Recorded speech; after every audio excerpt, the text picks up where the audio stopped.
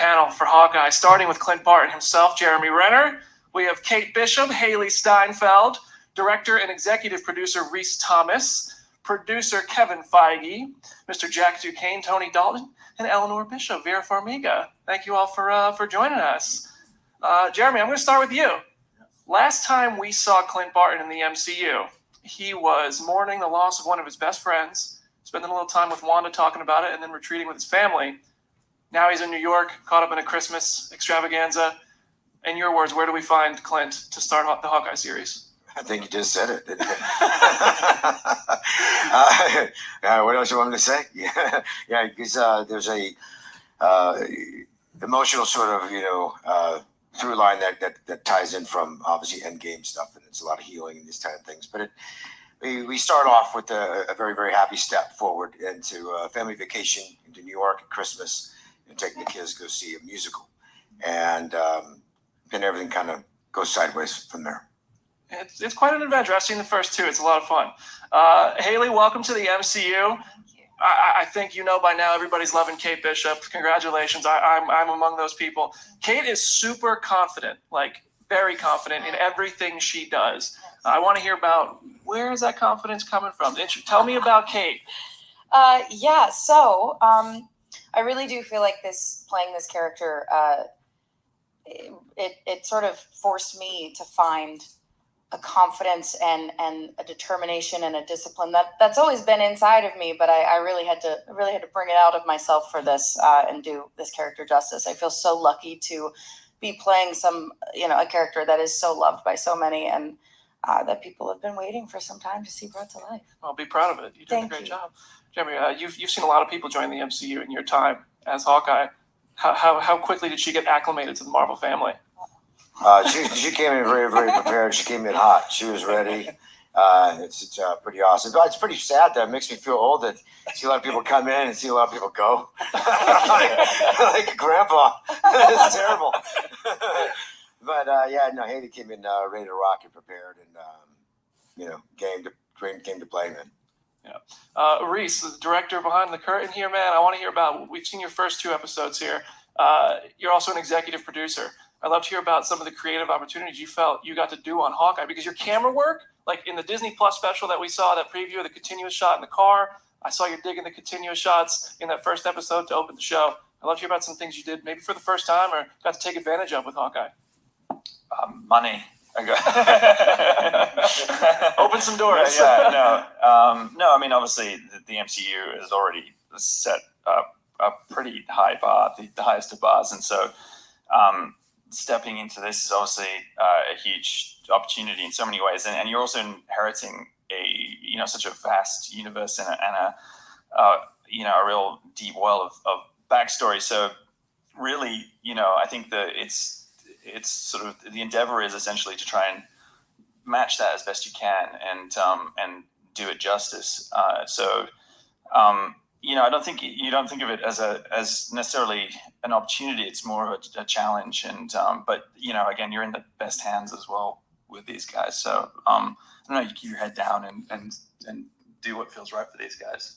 Well, congrats on the positive reception from everybody who's seen it. Kevin, I'm going to go to the back row. I'm going to turn to you. This is the 6th of 6 OG Avengers getting a title to be the lead here. What are you hoping we get to see from Hawkeye? What did you want to take advantage of in giving him his own story that we didn't get to see before? Well, primarily it's Jeremy Renner. You want to see more Jeremy Renner? You want to see more of Jeremy Renner and more of Jeremy Renner. And that goes back to the earliest days. Yes, we're both grandfathers now of the MCU. And the trust that Jeremy had to jump into the MCU before moderators said things like, welcome to the MCU. Mm-hmm. It was, hey, you want to do this thing with us? And it'd be pretty cool. And I think it could be neat. And he said yes. And then he won an Academy Award and he still said yes. And I thought that was pretty cool. But they were relatively small, obviously. Ultron, we saw a little bit more. And then he just started stealing all the scenes. But it was always the intention to explore much more. The character's history is vast. And also the Matt Fraction comics, which I'm sure people have been spending a lot of time talking about over these last few press days, was a big tonal inspiration for us. and seeing that and this new dynamic. And there are moments within all of Jeremy's appearances where you see this mentor under the surface, this reluctant hero, this reluctant mentor under the surface. One of my favorite scenes in all of our films is the scene with Clint and Wanda in Sokovia, when he basically says, "You go out that door, you're an Avenger," and motivates her to join the fight. And that was the kernel of how we could connect our MCU incarnation of Clint Barton into the Matt Fraction storyline and the relationship with Kate Bishop. Yeah, as I said, this is the 6th OG Avenger getting a show. This all started with one Iron Man movie, and now you have people clamoring for Moon Knight, for She-Hulk, for all these projects you guys are announcing. How is it, balancing all these stories these days with so much going on in Hawkeye in New York and everything else at the same time? It's fun. It's just the culmination of what we've been dreaming about and blue sky envisioning for 2 decades. I love it. Tony, welcome to the MCU, as is the new phrase. You come in as Jack Duquesne, a popular character from comics. What can you say about Jack's relationship to the Bishop family and how we might see that develop? So what was the reason? Well, yeah, he's sort of a family friend. And then he becomes in love with Eleanor Bishop, and they have a sort of a little bit of a relationship, and you don't know where he's coming from. I don't know what the hell else am I supposed to say. Tell us everything. No. It's over. You don't want to give away too much, Fair, perfect. That's the Marvel way. There, you're part of the family. And Vera, our final welcome to the MCU goes to you today. Congratulations. I'm loving Eleanor Bishop. I gotta say, you're doing a great job as Mama Bishop, raising a young Avenger, probably a tall order. What convinced you to take on this role as like a mentor, caught up in all these different? There's a couple of things.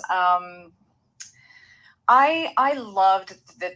Well, number one, I love archery, just hands down. I am an archer. You guys don't know this about me. My first job, I played an archer with Heath Ledger in a series called Roar, where I had my bow and arrow net of my 40-pound pull weight arrow, and if I couldn't, and I'm good at it, to be honest with you. So if I wasn't going to be wielding that bow and arrow, I just wanted to be next to someone with true grit. Yeah, and to be honest with you, I have marveled at this young lady since that first movie, and I also loved this very delicate and complex maternal relationship with daughters. It is a tricky sport, raising a successful daughter, especially when the daughter and the mom have different ideas of what that success means. But just happy to be by Haley's side for this. I love it. Quite an ambitious daughter you've got there. Genetics. I'm going to turn this over to some questions from the press. This first question is coming from Karish Machete from Pink Villa, India. For Kevin, the Avengers musical was everything you'd expect it to be. How did that come to be, and will we get to see more of it throughout the show? The Rogers the musical, Reese, was that your idea? There was an idea early on about why he comes to New York. Yeah, it was an innocent suggestion in one of our calls that I quickly tried to backtrack on. Which is true. But I love the idea, and it gave a reason. It was a bit of a generic Christmas in New York. Clint taking the kids. It was a daddy weekend before Christmas, and I had met the amazing composer Mark Shaman at an event. This is very the most social. I'm not a social guy, so to even say I met him at an event, it was like one of the last 3 events I've been to in the last 10 years, and thought he would. And his husband is a giant Marvel fan. So when Reese said that, it gave us context for the opening episode, context for why Clint is in New York, context for Clint seeing himself in the way the world sees Hawkeye, and gave us an opportunity to have an amazing song by Mark Shaman. That had to be your way of answering all of the questions you always get about, are you going to do an MCU musical? You're like, yeah, here you go. Stop asking. Megan Darvish from TV Insider for Haley and Jeremy. Did you do anything special to build your bond behind the scenes? And did Jeremy offer any good archery tips? That I was never going to shoot an actual arrow. That was the first thing he told me. And I actually, it for whatever reason, didn't occur to me that would actually be the case. but that's that. But as far as bonding, I mean, we sort of no, but that's, by the way, kind of was a little bit, but it's fine. No, I mean, I will say, as far as like bonding, we really jumped right into this thing, right straight into the deep end, and together. So we were kind of like taking it as it was coming. But I felt so grateful to have Jeremy's support and his mentorship in real life, as I do as Kate. But yeah, we shared a lot of laughs, didn't we? Is there like a this is your official initiation for the MCU from one Avenger to a newcomer? Was that it? No. Is there such a thing? I don't think so. Okay. For me, I know I just want to communicate with her that I had her back, and that there's going to be a lot of strange things that go on. It's different than other types of filmmaking. There's I just want to let her know that she wasn't alone. I had her back, and I'll give her the answers if she needed them. So nice. This comes from Tessa Smith. Hey, Tessa. From Mama's Geeky. For Kevin again. So thankful for all the comic book nods in this series. What was the decision process like to finally bring Lucky the Pizza Dog into the MCU? Well, if you're going to do Clint and Kate, you have to do Lucky. That was pretty much a given. Straightforward. I dig it. It's a good comic. It's a good character. This comes from Shannon McGree from Nightmarish Conjurings. For Vera, how does it feel to go from one of the biggest horror franchises to now the Marvel Cinematic Universe? It feels amazing to be pitched. But it always feels amazing, when you've got the center forward here and you've got left wing and you ask to be, fullback, and they pitch you the ball. It's like you want to get in on that game, if it's so beloved and it's a good time. So I mean, universes. It's funny. You don't. Yes, it's a universe, but it's a really small planet when you work on it, and it's our little planet.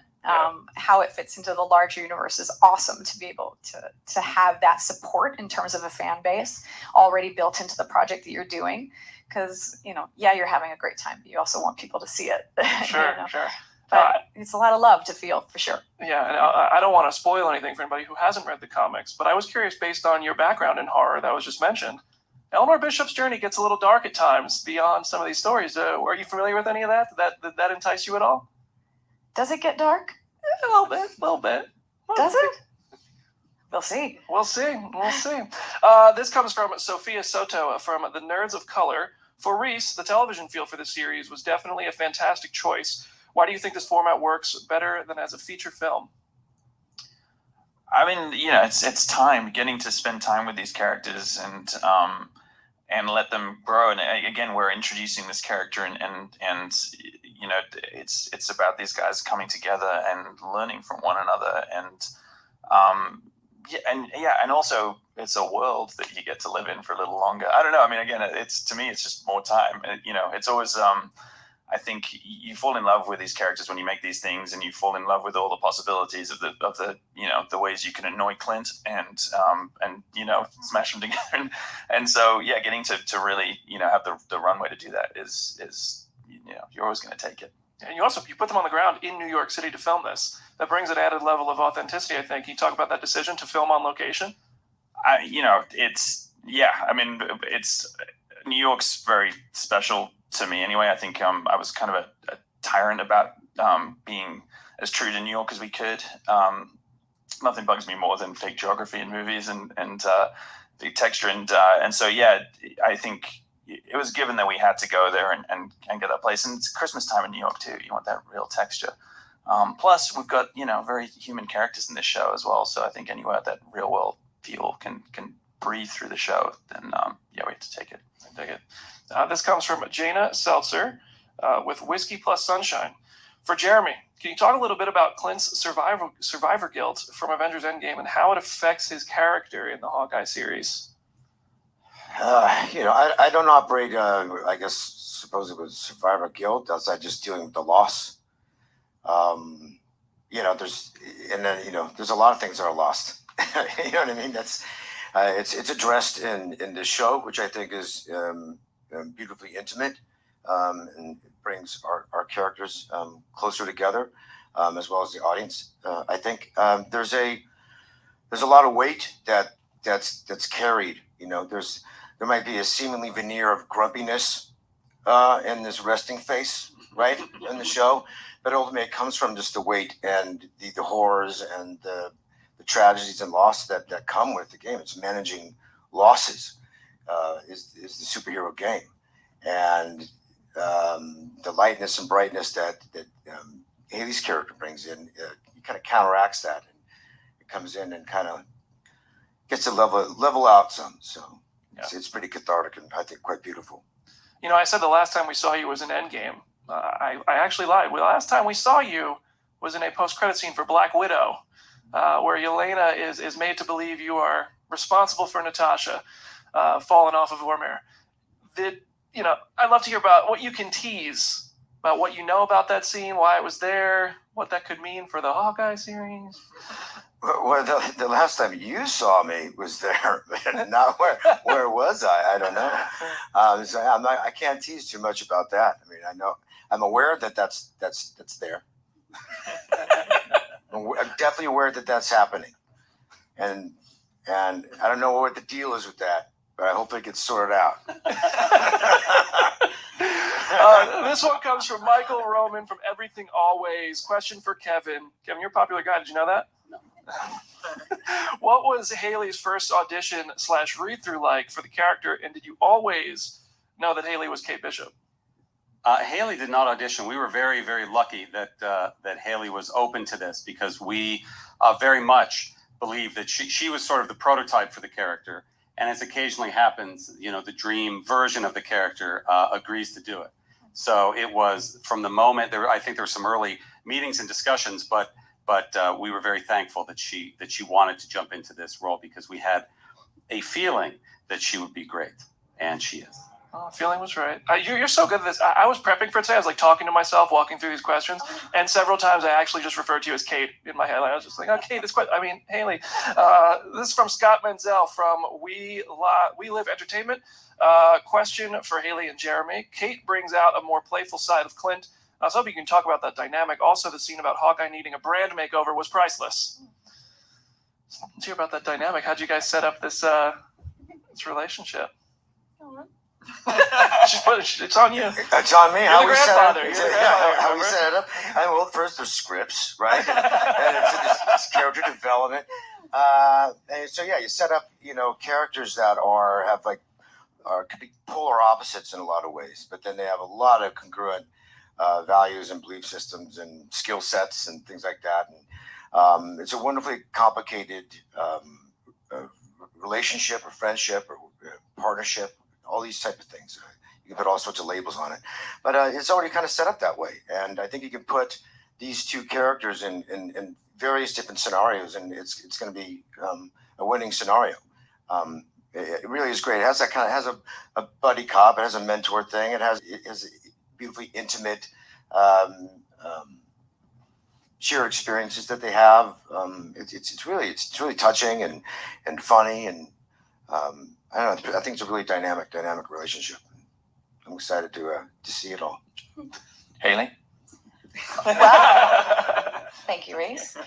No, I mean, truly, I would agree. It was very fun sort of figuring out as we were going, sort of the evolution of this dynamic and this relationship. And I think ultimately there's a really true friendship there and an understanding.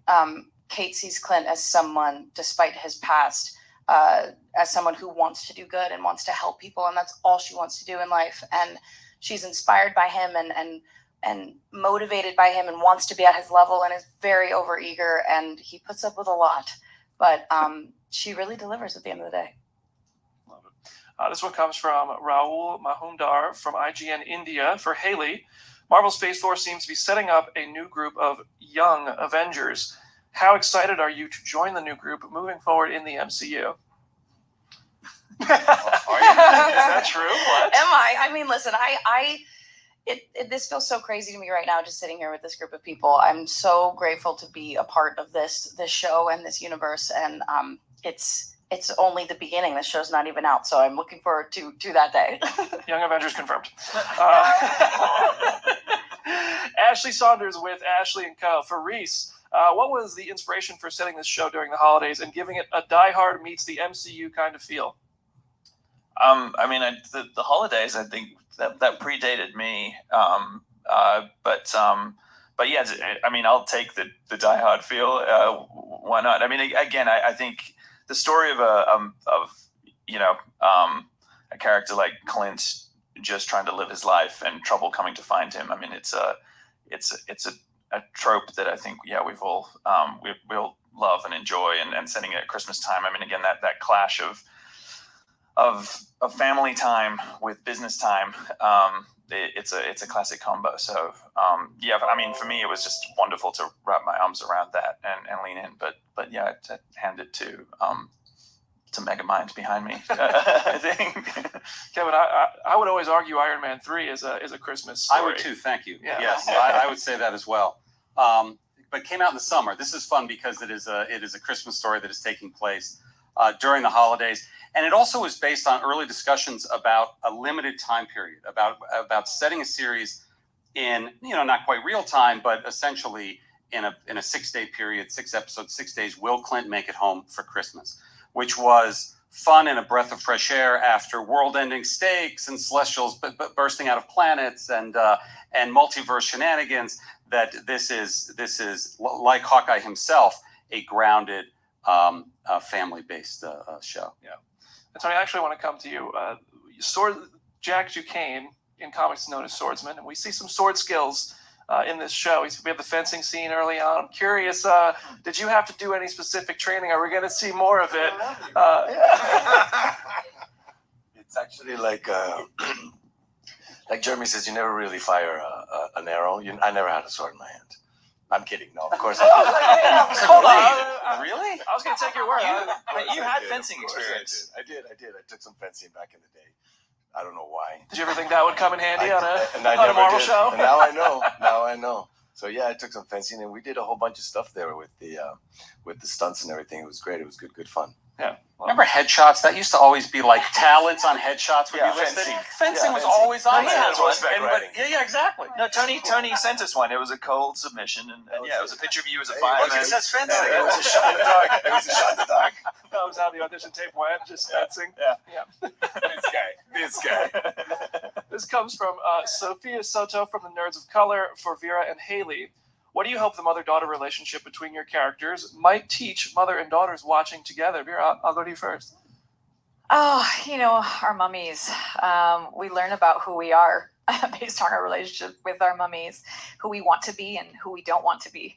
And we're, I think that's that's at the center of this. I think my character, Eleanor does see herself as a kind of superhero. She is in the business of help, and keeping people secure, and having a daughter who has a tendency, who is a very powerful, has a lot of prowess, but also a lot of recklessness. All mothers try to help their daughters channel that power into something more effective, and certainly that's the big lesson for us. I mean, that's how it starts off, but bridling beautiful energy is a mother's task. Perfectly said. How do you top that? You can't. This comes from Elvis from Legado de Marvel, Brazil. For Tony, your character has such a strong presence in the first 2 episodes. What can you say about what the fans should expect and how it was to adapt the character for the show? That's an easy one. Absolutely nothing. I'm not going to tell you anything about what's going to happen. I respect Elvis for trying, though. Yeah. I do. Good try, buddy. Good try. We've all been there. I'll be there later today with you guys. Rohan Patel from Comic Book Movie for Jeremy. Jeremy, you've mentored Wanda and now Kate. Are you hoping the two will cross paths and team up? That would be fun. Yeah, sure. Sounds good to me. Why not? Yeah, I love them. What if? That's true. Right? This comes from Charles Murphy from Murphy's Multiverse. For Kevin, Hawkeye represents the end of year 1 for Marvel Studios on Disney+. Can you reflect on how year 1 went and what you've learned as you head into year 2? It's a good question. Well, yes, the end of year one of the project's finally coming out and people being able to see them, but it's about year 3 or 4 for us as we've been developing them. And I think we learn on everything. What is the reception to each of them is what has been most gratifying, because we wanted them to be different. Here we're sitting talking about a fun, grounded action Christmas series. Loki is this very otherworldly thing, a Falcon and Winter Soldier, geopolitical, and WandaVision, an ode to sitcoms and grief. And it feels like the audience has responded the way we wanted to. That it doesn't seem like a overabundance of this. I've always said nobody will get bored before we at Marvel Studios will of these projects. And going 20 plus years, I'm not anywhere near bored yet, because we're allowed to do within the subgenres so many different types of things with amazing cast like this. And I really can't stress. People have seen the first 2 episodes. Well, some people have seen the first 2 episodes, but I'm very excited for them to see the rest.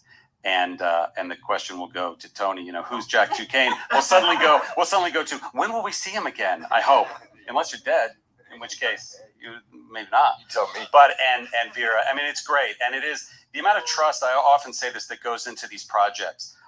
They're comics. There's a track record, but Vera put it really well. It's what's it like to be in the universe? Well, I don't know what you mean universe. I know this one project that we're signing on with these people to work every day as hard as we can. And it means a lot when people sign up, and it means a lot when it turns out really well, like this show has. I look forward to the House of Duquesne spinoff that will be announced next year. Oh yeah. Oh, Tanya Lamb from Lola Lamb Chops, great outlet name. For Haley, first you played Gwen in Spider-Man Into the Spider-Verse, brilliant movie by the way, and now Kate Bishop in Hawkeye. As one of the few actors to play different Marvel characters, can you talk about what it's like and how you bring something different to each? It's incredibly cool, and I feel so honored to be a part of both projects. But I think it's they're characters that have similarities, but they're very different. And of course, one is animation and one is not, and 2 completely different worlds. But I always love that I do find the characters that I have played in the past do have this sort of consistency in being these young women who are strong-minded, have a point of view, have an idea of who they are in this world, and they really stop at nothing to get what they want, to achieve what they want to achieve. And I think that both Gwen Stacy and Kate Bishop are proof that if you set your mind to something, you can really achieve great things. I love that answer. Emmanuel Noisette from the movie blog Chicago for Mr. Kevin Feige. What are your thoughts on balancing huge cosmic ideas like what we just saw in Eternals to a much more grounded story like Hawkeye, and they both come out in the same month? Does that pose any unique challenges to you? No, I think, as I was saying before, that poses an enormous opportunity for us. The comics have always done both, and it was a dream of ours to always be able to do both. And Disney Plus has allowed us to take that even further than we had dreamed. They're so different from one another. That's what I mean. That is the MCU is sort of this all-encompassing genre, a palette to be able to play in. And I think in some ways, I think it sets it up well. That's what I was saying before, that this epic in one way, Eternals, to this epic in a very different way, Hawkeye series. Reese, actually, he mentioned the comics. There are a lot of homages to the comics, not just in the story, the opening credits. I'd love to hear about some of the decisions, how hard it was to make some of that work. Did it all just fall into place very easily? Because it is cool to see Matt Fraction and David Haas' art and story come to life in this way. Yeah, I mean, it's such amazing source material, and I think early on talk was about I think that specific tone that Fraction Run has as a real linchpin, and because it's such a, I mean, ultimately, again, it's funny but again, as we were saying about the show, it's also intimate in this amazing character study. So I think it just handles those elements so well that there were just lots of moments that felt kind of too good not to reference and touch on, because it really, just defines these guys and this relationship. So I wouldn't say it all fell into place super easily, but no, again, you're lucky when you've got amazing characters and source material to lean on. Yeah. This next question is for Reese and Kevin from Deval Ramos. Maya Lopez is in the show, and she, as recently was confirmed, is going to get her own show coming after this. What can we expect from her in Hawkeye? Oh wait, no, I just confused that. I was thinking of Alakwa Cox. That's right. Oh yeah, Maya Lopez. Okay, never mind. You're on it, I was Brandon. on it. You know, Okay. Listen, it's- don't question yourself. Yeah, the You know lights are bright exactly up what here. you're The lights doing. are bright. You know exactly what you're doing. Oh. Alakwa Cox has been discussed in some articles recently. Came in as a cold audition and just sort of read a number of different times. Came in and did a reading. You read her, right, Reese, in person? Yeah, we worked a few times, and she was just this amazing. She just had this amazing determination. She'd never performed before, but seemed completely unfazed when we, come back and we really sort of put her through the ringer. But she never once blanched and has kind of walked into this universe like she should have always been there. She's amazing. I can't wait for people who've seen the first 2 episodes, have seen a very brief moment, but it will be fun to see the audience discover Maya over the course of this series, and then in her own series later. Looking forward to it. This comes from Amy Fulcher from As the Bunny Hops. Linda Cardellini is back as Laura Barton. This makes me so happy. Amy, we love that for you, Amy. What can you say about her return? Who wants to take that one? Tony? Reese? Reese, what was it like working with Linda on this one? I'll briefly answer this one. I feel like I'm not the person to answer this question, but no, she was wonderful, and yes, it was obviously, again, Clint's family life is a unique aspect of his character, as we've seen through these, through his history of the MCU. So I think naturally it's a joy to be able to explore that some more and see that relationship, because it anchors, I think a lot of who he is and what we've seen of him. So it was thrilling to me to get to step on the Barton homestead and revisit that, because again, those moments in Endgame were so iconic that it felt quite bizarre standing by that tree on that field. And Kevin, this is, as we mentioned, grounded in New York City. There are a lot of New York City heroes in the Marvel Cinematic Universe. I know you're always getting questions from us in the press, from the fans. Is Spider-Man going to be there? Doctor Strange is up the street. Falcon became Captain America in New York City, took the mantle.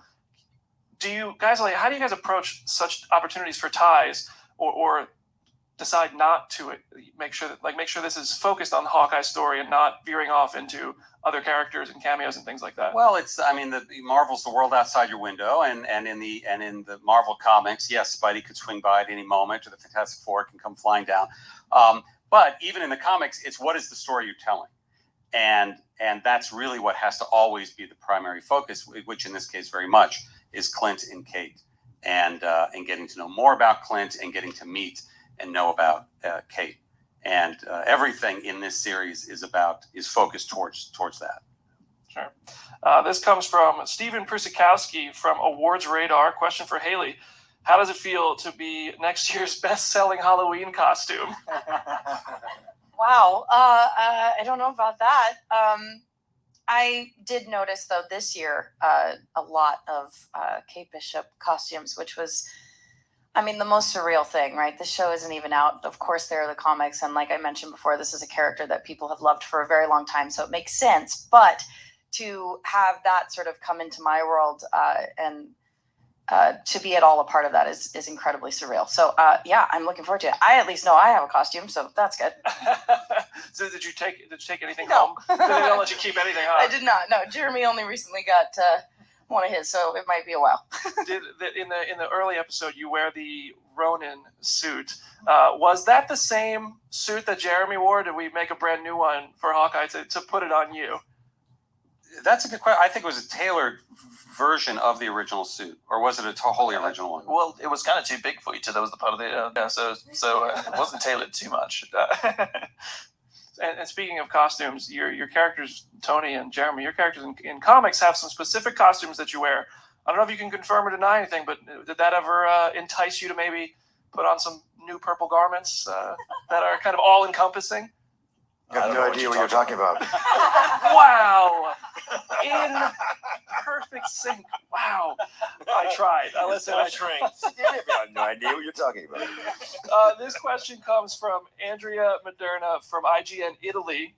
For Kevin, Hawkeye is the first MCU Christmas story since Shane Black's Iron Man 3. Great call, Andrea. You're right, and you should say it. Can you talk about what made you want to return to Christmas again in the MCU? I've always loved films or shows or specials that take place over the holiday season. I think there's a heightened amount of emotion and a heightened amount of conflict and tension that can occur in this glorious season, and have always honestly been looking for opportunities. We've already announced the Guardians of the Galaxy holiday special, which has literally been in the works for 4 years. This show has come up and now come out in that time. I thought the Guardians one would be our first. It's obviously they're very different, but I just love this time of year for the storytelling possibilities. Jeremy, this question comes from Victor Lucas from the Electric Playground. Clint's hearing loss is wonderfully handled. Did you work with hearing experts to nail the aspect of the character down and what it means for the vulnerability of the character that comes with that? I grew up my cousin's deaf, and that's a lot of that's in my life, with the idea of being differently abled and having. I only have a hard of hearing, so I'm not deaf, and I thought it was just a really wonderful thing because it's always been a character,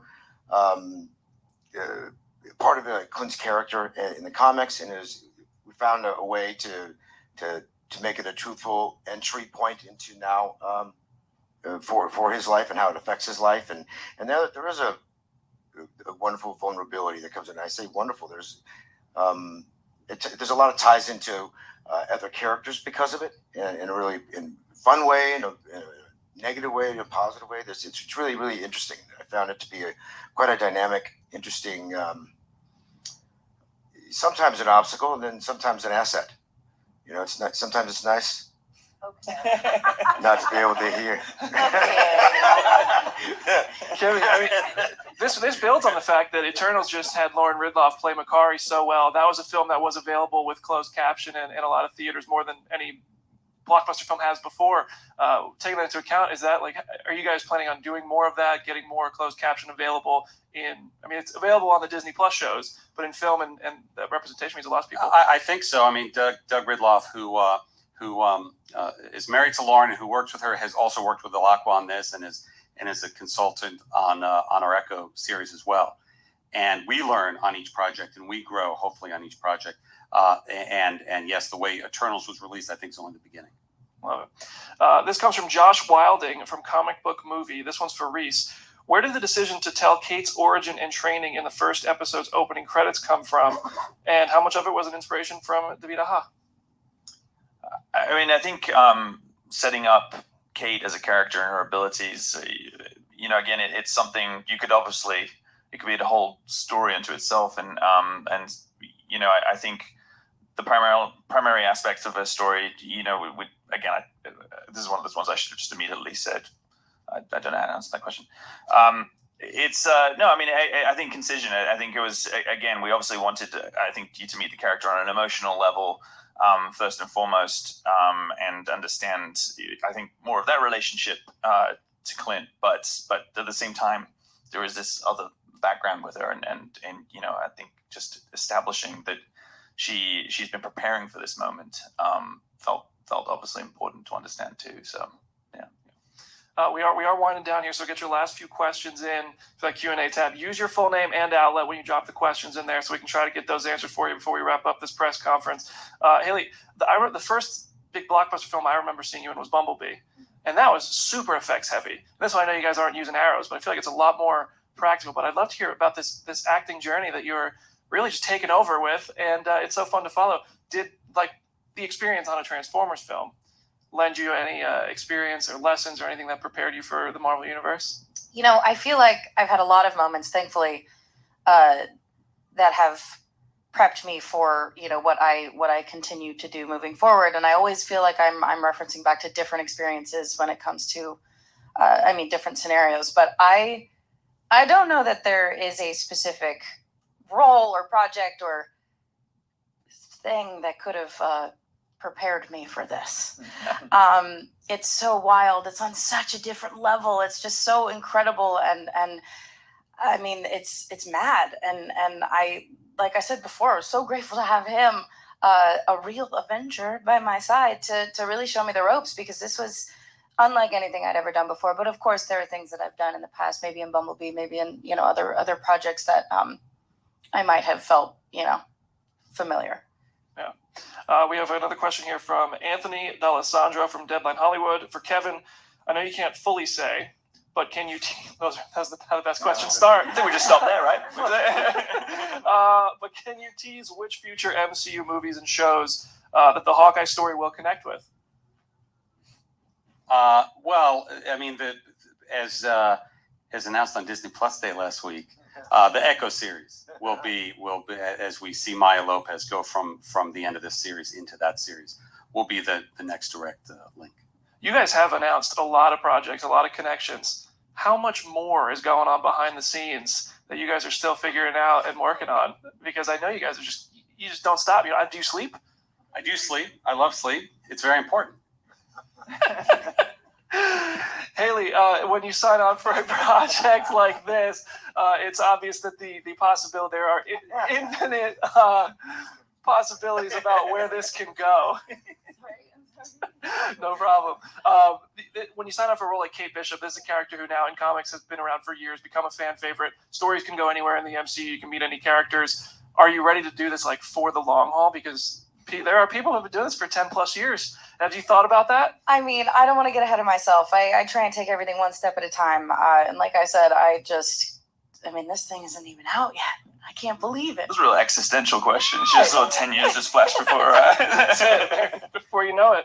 And this is our final question today. It comes from Tessa Smith from Mama's Geeky. For Jeremy, the series spends more time on Clint being a father. Can you talk about getting to explore that side of him? Yeah, to me, it was one of the more important anchors. Like when you brought up Linda and just the badass, strong woman anchor for Clint. You know, all these sort of inform me. I think and inform, even audience. I think to what Clint's real superpower is, and it becomes an amalgamation of all these amazing, very practical, ultimately very palatable and accessible sort of, you know, whether you want to call it morality, you want to call it this, it's actionability, all these type of things. And I've always thought, you know, look, there's him being a father. I mean, look, I think any parent, you know, that's a very involved and amazing parent is a superhero in their own right. You know, it is a tremendous honor and a gift, and the most difficult thing I think any human can go through. I think, right? Word, yeah, but it's true. And but there's I think a wonderful pragmaticness to it, and I think that it really is the anchor and base to where all of his, you know, emotional steadfastness and actionability and relatability are for him, and what his superpowers are. And you don't want to get in the way of any Papa Bear or Mama Bear in their family, because you're going to go down. Right, so that's pretty an amazing superpower just in that. That's fair. Can't wait to see what you guys cooked up here beyond these first two that I've seen and everybody else has seen. Congratulations. Thank you, everybody, for allowing me to be a part of this press conference today. Jeremy, Haley, Reese, Kevin, Tony, Vera, you guys are all awesome. I hope everybody enjoyed, and that is today's press conference. Thanks, everybody.